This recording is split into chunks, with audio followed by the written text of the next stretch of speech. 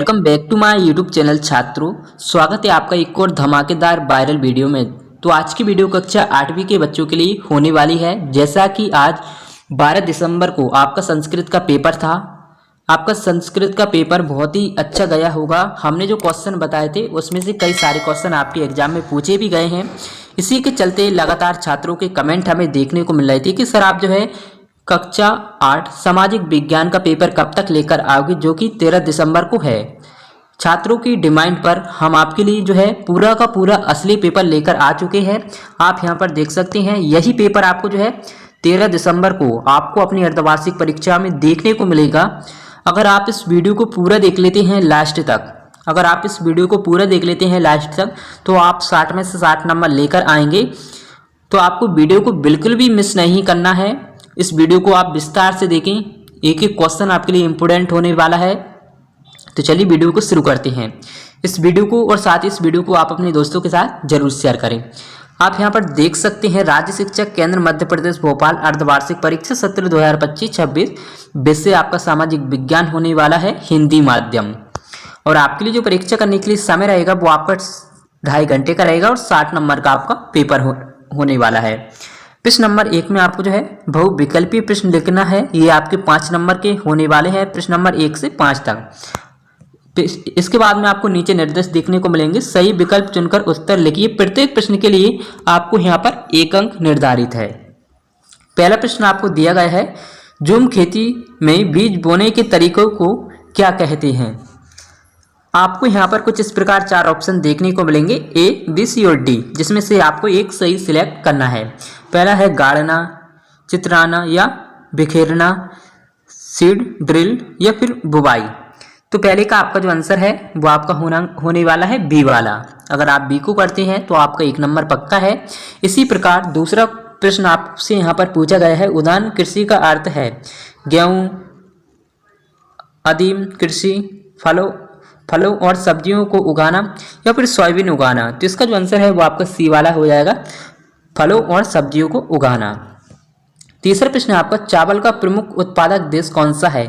भारत, चीन, कोलंबिया या फिर अमेरिका। तो कौन सा है, चीन है, बी वाला इसका करेक्ट आंसर हो जाएगा। इसके बाद में चौथा प्रश्न आपका, हमारे देश की किन नदियों में उपजाऊ मैदान घने बसे हुए हैं। ब्यास और सतलज, गंगा और ब्रह्मपुत्र, नर्मदा और तप्ती, गंगा और यमुना। तो चौथे का आपका जो आंसर है वो आपका फर्स्ट वाला ही हो जाएगा, ब्यास और सतलज, ये आपका करेक्ट आंसर हो जाएगा। इसी प्रकार 5वें प्रश्न आपसे पूछा गया है, लोग सदैव पर्वतों और पठारों की तुलना में मैदानी भागों में रहना पसंद करते हैं क्योंकि ये खेती और विनिर्माण के लिए उपयुक्त है। ये क्षेत्र अत्यधिक गर्म होते हैं, ये क्षेत्र विराल जनसंख्या वाले होते हैं या फिर ये क्षेत्र प्राकृतिक सुंदरता से भरपूर होते हैं। तो 5वें का आपका जो आंसर है वो भी आपका फर्स्ट वाला ही हो जाएगा, ये खेती और विनिर्माण के लिए उपयुक्त हैं। इसी प्रकार आपसे जो है रेगिस्तानों को पूर्ति करना है आपको, प्रश्न क्रमांक 6 से लेकर 10 तक।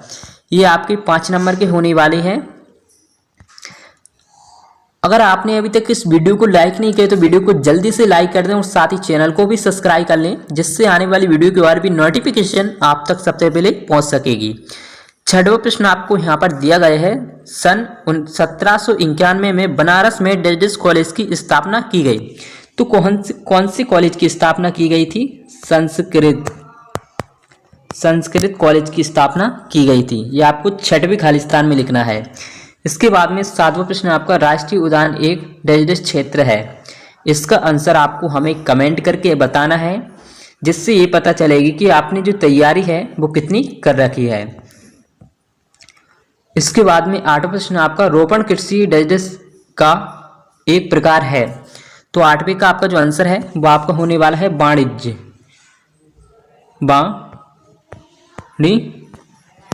वाणिज्यिक, ये आपका करेक्ट आंसर हो जाएगा, वाणिज्यिक कृषि। इसके बाद में 9वां प्रश्न आपका, संयुक्त राज्य अमेरिका में किसान एक डेजिस की तरह काम करते हैं। तो कैसे काम करते हैं,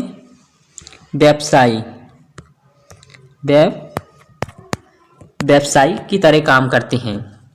इसके बाद में 10वां प्रश्न आपका, धातुओं को उसके आयस्कों द्वारा गलनांक बिंदु से अधिक टपक कर निष्कासित किया जाता है। इस प्रक्रिया को कहते हैं, क्या कहते हैं? प्रगलन। प्रगलन कहते हैं। इसके बाद में प्रश्न क्रमांक 11 से लेकर प्रश्न क्रमांक 16 तक आपसे अति लघु उत्तरीय प्रश्न पूछे जाएंगे। आप यहाँ पर देख सकते हैं नीचे दिए गए प्रश्नों के उत्तर एक शब्द एक वाक्य में आपको यहाँ पर लिखना है। प्रत्येक प्रश्न के लिए आपको यहाँ पर 2 अंक निर्धारित हैं। अगर आप यहाँ पर एक क्वेश्चन को भी सॉल्व करते हैं तो आपको 2 नंबर मिलने वाले हैं।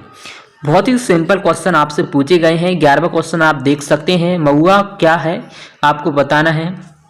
शांति निकेतन संस्था किसने व कब शुरू की गई थी? संसाधन की परिभाषा आपको यहाँ पर बताना है। 14वां क्वेश्चन है आपका मानव निर्मित 5 संसाधनों के नाम आपको यहाँ पर लिखना है। 15वां प्रश्न आपका भारत में कानून बनाना बजट पारित करना किसका कार्य है? 16वां प्रश्न आपका सरकार के अंग कौन कौन से हैं? कानून को लागू करने का काम किस अंग के द्वारा किया जाता है?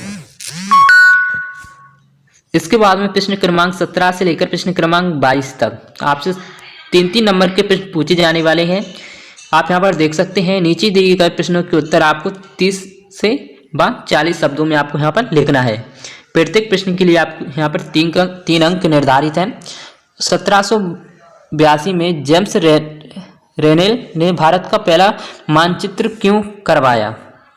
इसी प्रकार 18वां प्रश्न आपसे पूछा गया है। 1857 में प्लासी का युद्ध किसके बीच हुआ था? इस युद्ध में किसकी जीत हुई? इसके बारे में आपको यहाँ पर बताना है। 19वां प्रश्न आपका ईस्ट इंडिया कंपनी ने भारत में अपनी आमदनी बढ़ाने के लिए क्या क्या किया? 20वां प्रश्न आपका किस प्रकार के उद्योग सनराइज उद्योग के नाम से जाने जाते हैं? धर्म को राज्य से अलग रखना क्यों जरूरी है? और इसके बाद में 12वां प्रश्न आप यहाँ पर देख ही सकते हैं। मतदान प्रक्रिया में अमिट स्याही से मतदाता की उंगली पर निशान क्यों लगाया जाता है? बहुत ही सिंपल क्वेश्चन आपसे एग्जाम में पूछे गए हैं। इसके बाद में प्रश्न क्रमांक जो है 23 से लेकर प्रश्न क्रमांक 26 तक आपको जो है नीचे दिए गए प्रश्नों के उत्तर आपको यहाँ पर 5 नंबर के ये प्रश्न आपका होने वाला है। 70 से 80 शब्दों में आपको यहाँ पर लिखना है। 1857 के विद्रोह में फलस्वरूप अंग्रेजों ने नीतियों में क्या क्या बदलाव किए?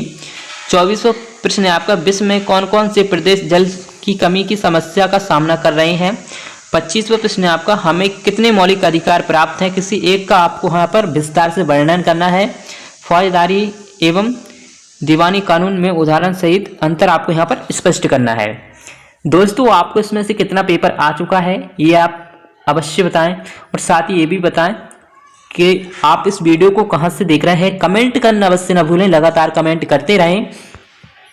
और छात्रों आपका जो लास्ट का सरप्राइज है वो ये है कि आपका जो पेपर है वो आपकी परीक्षा के लिए होने वाला है। ये आपका एक मॉडल पेपर है,